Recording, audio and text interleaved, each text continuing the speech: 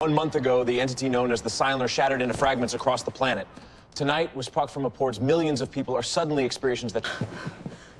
I can hear them. Their fear, their sadness. What do you mean you hear them? It's not voices. It's feelings.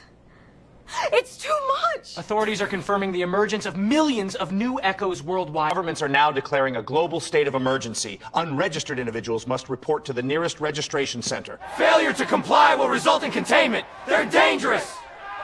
FO writes now. This is happening faster than anyone expected. So many voices. So much fear. The awakening spread through emotional resentance. The Silener didn't destroy the echoes, he multiplied them! Then humanity just evolved overnight.